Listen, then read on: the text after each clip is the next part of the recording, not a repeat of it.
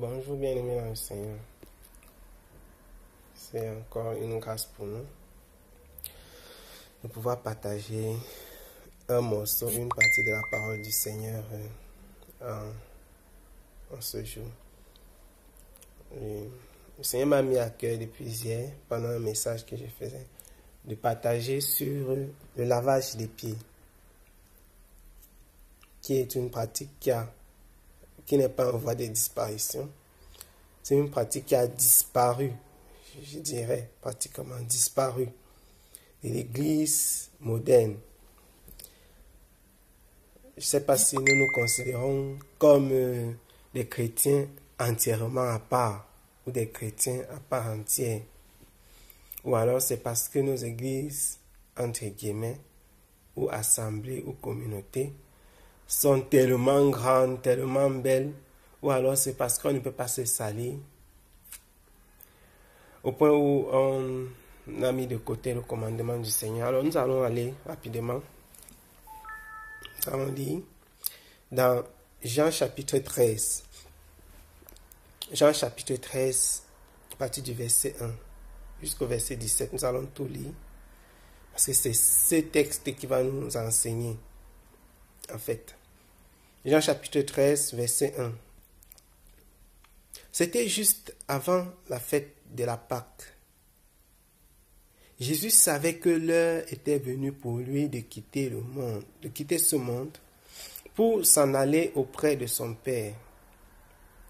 C'est pourquoi il donna aux siens qu'il aimait et qui étaient dans le monde une marque suprême de son amour pour eux. C'était au cours du repas de la Pâque, bien-aimés, c'était au cours du repas de la Pâque que Jésus leur a montré ceci. Déjà le diable avait sémé dans le cœur de Judas, fils de Simon Iscariote, le projet de trahir son maître et de le livrer. Jésus savait que le Père avait tout remis entre ses mains et qu'il était venu d'auprès de Dieu et allait retourner auprès de lui.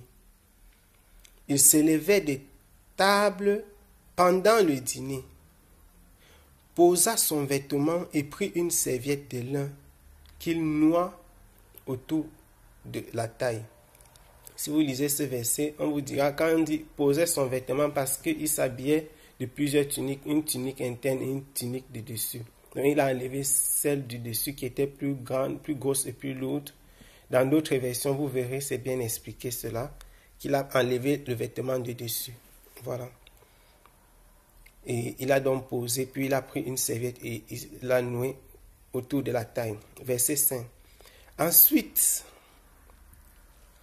il versa de l'eau dans une bassine et commença à laver les pieds de ses disciples, puis à les essuyer avec la serviette qu'il s'était nouée autour de la taille. Quand vint le tour de Simon-Pierre, celui-ci protesta. « Toi, Seigneur, tu veux me laver les pieds ?» Jésus lui dit, « Ce que je fais, tu ne le comprends pas pour l'instant. Tu le comprendras plus tard. » Mais Pierre lui répliqua, « Non, tu ne me laveras pas les pieds, sûrement pas. » Jésus lui répondit, « Si je ne te lave pas, il n'y aura plus rien de commun entre toi et moi. » Dans ce cas, lui dit Simon-Pierre, « Ne me lave pas seulement les pieds, mais aussi les mains et la tête. » Jésus lui dit, « Celui qui s'est baigné entièrement pur, il lui suffit de se laver les pieds. Or, vous êtes purs, mais pas tous. » Jésus, en effet, connaissait celui qui allait le trahir. Voilà pourquoi il a ajouté, « Vous n'êtes pas tous purs. » Après avoir lavé les pieds, il remit son vêtement et se rassit à table. Alors il leur dit, « Avez-vous compris ce que je viens de vous faire? Vous m'appelez Maître et Seigneur, Et vous avez raison, car je le suis. Si donc moi, le Seigneur et le Maître, je vous ai lavé les pieds, vous devez... Jean 13, verset 14. Jean 13, verset 14. Vous devez, virgule, vous devez, virgule, vous aussi, virgule, vous lavez les pieds les uns aux autres. Jésus n'a pas dit, ceci est fait en symbole de... Ça peut passer une seule fois. Vous devez. C'est un commandement. Je ne suis pas un Français. Mais je crois que le peu de Français que je connais me permet de comprendre que quand on dit vous devez, c'est une instruction, c'est un commandement. C'est impératif, c'est un impératif. Vous devez, vous aussi, Jean 13, verset 14, vous lavez les pieds les uns aux autres. On continue jusqu'au verset 17 au moins. Je viens de vous donner un exemple pour qu'à votre tour, vous agissiez comme j'ai agi envers vous. Vraiment, je vous l'assure, un serviteur n'est jamais supérieur à son maître, ni un messager plus grand que celui qui l'envoie. Si vous savez ces choses, vous êtes heureux à condition de les mettre en pratique. Jésus ne dit pas que si vous savez, vous êtes heureux. Ailleurs dans Jean 8, 32, il dit, vous connaîtrez la vérité vous affranchira. C'est lorsque tu connais la vérité que tu es affranchi. Okay. Ici, il dit, si vous savez ces choses qu'il a montrées, qu'il a démontrées, qu'il a pratiquées, vous êtes heureux à condition de les mettre en pratique. Vous êtes heureux à condition de les mettre en pratique. Bien-aimés, le lavage des pieds est un commandement, selon Jean 13, versets 1 à 17. C'est un commandement, c'est une instruction, c'est un impératif, c'est obligatoire. Bien évidemment, avec des assemblées de 500, 500 000, les bien-aimés ne se lavent pas les pieds les uns aux autres.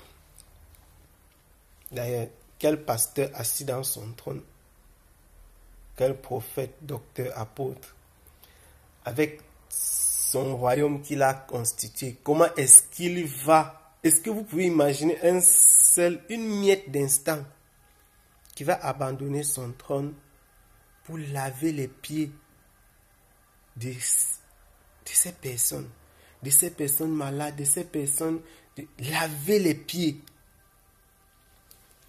Mais l'apôtre Jean nous dit que c'était le comble de l'amour du Christ.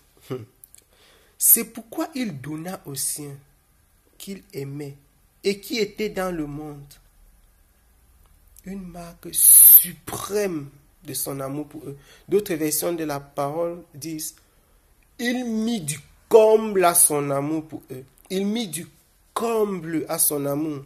Son amour a atteint le paroxysme. Quand un pasteur, un docteur, un évangéliste, quand un serviteur du Seigneur, quelqu'un que le Seigneur a placé au milieu des frères pour les servir et non pour se servir, quand ton amour atteint le comble pour tes bien-aimés, tu dois leur montrer cela par le lavage des pieds. Quelqu'un me dira, est-ce que le lavage des pieds était donc pratiqué par Paul, Pierre, Timothée, etc. Nous allons donc voir que c'était pratiqué dans l'église primitive. Allons donc dans 1 Timothée 5. Nous allons dans 1 Timothée 5. 1 Timothée 5. Ok. 1 Timothée 5.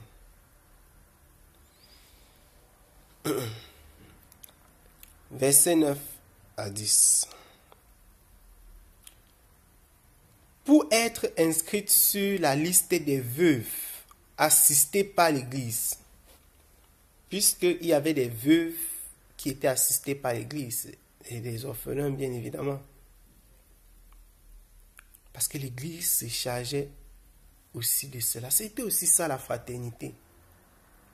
Et pour que les veuves qui sont assistées par l'Église, par le corps du Christ, par les bien-aimés, pour que ces veuves rentrent dans cette liste, il y avait un certain nombre de règles. Il y avait des critères. Pour être inscrite sur la liste des veuves assistées par l'Église, écoutez, une femme doit être âgée d'au moins 60 ans. 60 ans. Pas 61, pas 65, pas 58, 60 ans. C'est ce que l'apôtre Paul dit. Et avoir été une épouse fidèle à son mari. Une épouse fidèle à son mari. Dans d'autres versions, dans d'autres traditions, on va dire qu'elle n'a été mariée qu'une seule fois.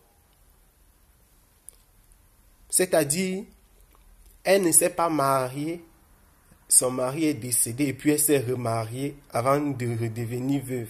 Elle n'a été mariée qu'une seule fois. C'est ce que Paul appelle ici fidèle à son mari. Donc, elle s'est mariée une fois, elle a perdu son mari et elle est restée veuve.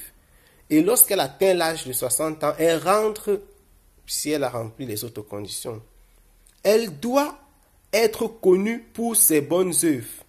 Il va citer: avoir bien élevé ses enfants, ouvert sa porte, sa maison, je pense aux autres versions, ouvert sa maison aux étrangers. 2. Laver les pieds de ceux qui appartiennent à Dieu. Laver les pieds de ceux qui appartiennent à Dieu. Bien-aimé, c'est merveilleux. Laver les pieds de ceux qui appartiennent à Dieu. Waouh! Secourir les malheureux, pratiquer toutes sortes d'actions bonnes. Le lavage des pieds n'était pas une option. C'était un fait dans l'église primitive. Nous sommes là dans 1 Timothée 5, versets 9 à 10. Alors, avec des assemblées de 500 000, 10 000, 50 000, si on commence à laver les pieds, supposons qu'on le fasse, et que les bien-aimés se fassent les uns aux autres, sachant que cela commençait par le responsable, celui à qui la communauté, celui qui est, je ne vais pas dire la tête de la communauté, mais celui qui est le responsable principal, quoi, qui donne l'instruction, qui reçoit l'instruction du Seigneur et qui conduit ses frères, ses bien-aimés, comme le Seigneur Jésus-Christ a lui-même dit à Pierre: paie mes brebis, paie, pas tes, mes brebis. Voilà. De la même manière que Paul le faisait, que Timothée, que Tite, Jean et tous les autres. Bien-aimés. Et les pratiques sont ainsi nombreuses qui ont été abandonnées. Pourquoi? À cause de l'avidité du vin, du gain. Les gens sont avides de gagner encore et encore. Beaucoup de cupidité. Les pratiques doctrinales qui faisaient la force de l'église primitive. Au point où dans le livre des Actes, on dit que cette église a bouleversé le monde. Il n'y avait pas de méga-church. Il n'y avait pas d'église de 500 000 membres. C'était des communautés qui se réunissaient dans des maisons. Mais elles ont bouleversé le monde. Parce qu'ils étaient attachés à la doctrine, à la vérité, à la parole sans tache, à la parole telle qu'elle est écrite. Ils ne raisonnaient pas. Ils ne disaient pas: non, mais Ça, c'était au temps de Jésus. Il le faisait tel que l'instruction a été donnée. Tel que l'instruction a été donnée. Il est clair que si quelqu'un demeure dans le système religieux de notre jour, il ne pourra pas pratiquer toute la saine doctrine. Il ne pourra pas. Il ne pourra pas pratiquer tous les commandements du Seigneur. Souvenez-vous, bien-aimés, souvenez-vous, le Seigneur Jésus-Christ dit dans Jean 13, verset 14, il donne un commandement. Il dit, vous devez, vous aussi, vous laver les pieds les uns les autres. Et nous avons vu dans 1 Timothée 5, verset 9 à 10, que ce n'était pas une pratique hasardeuse, ce n'était pas juste comme ça. Ils ont vraiment fait cela. Dans l'église primitive, on lavait les pieds. Que le Seigneur vous bénisse abondamment.